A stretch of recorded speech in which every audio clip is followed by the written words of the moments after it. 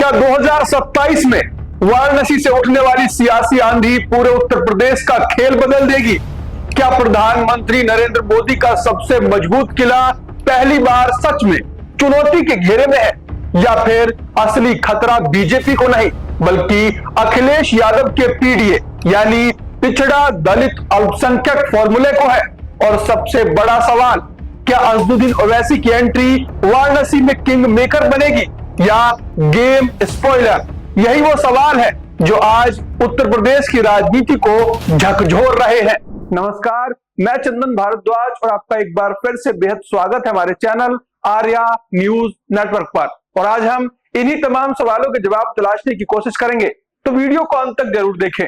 वाराणसी की 3 high profile सीटें, वाराणसी दक्षिण, वाराणसी उत्तरी और वाराणसी कैंट, अब सिर्फ स्थानीय चुनावी मैदान नहीं रह गई बल्कि 2027 की सियासत का सबसे बड़ा रणक्षेत्र बनती जा रही है। और इसकी सबसे बड़ी वजह है एआईएमआईएम यानी असदुद्दीन ओवैसी की पार्टी की एंट्री, जिसने लखनऊ से लेकर दिल्ली तक सियासी हलचल को तेज कर दिया है।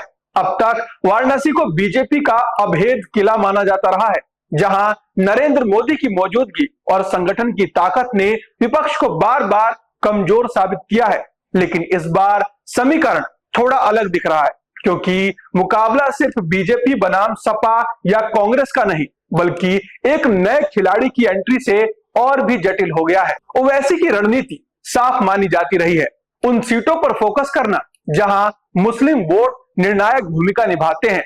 और वाराणसी की इन तीनों सीटों पर अल्पसंख्यक वोट का प्रतिशत ऐसा ही है, अगर वो एकजुट हो जाए तो किसी भी उम्मीदवार की जीत हार तय कर सकता है।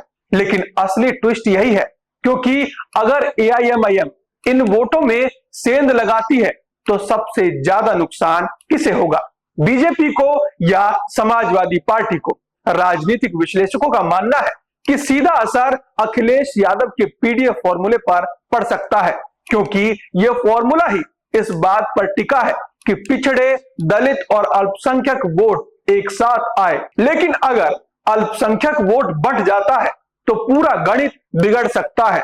और यही वो बिंदु है जहां ओवैसी की एंट्री को गेम चेंजर कहा जा रहा है।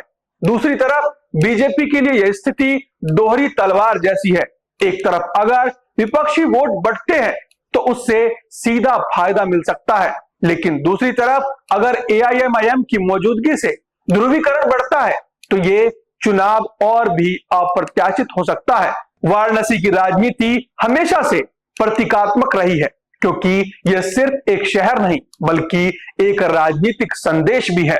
और 2027 में यहां का नतीजा पूरे देश की राजनीति को संकेत दे सकता है। ऐसे में सवाल उठता है, क्या ओवैसी का यह कदम एक सोची समझी रणनीति है जिससे वो यूपी में अपनी पकड़ मजबूत करना चाहते हैं, या फिर यह सिर्फ सीमित असर वाला प्रयोग साबित होगा? क्या अखिलेश यादव इस चुनौती को समझते हुए अपने पीडीए फॉर्मूले को और मजबूत करेंगे, या फिर ये एंट्री उनके लिए सिरदर्द बन जाएगी? और सबसे बड़ा सवाल, क्या मोदी का किला वाकई हिल सकता है या फिर यह सब सिर्फ सियासी शोर है?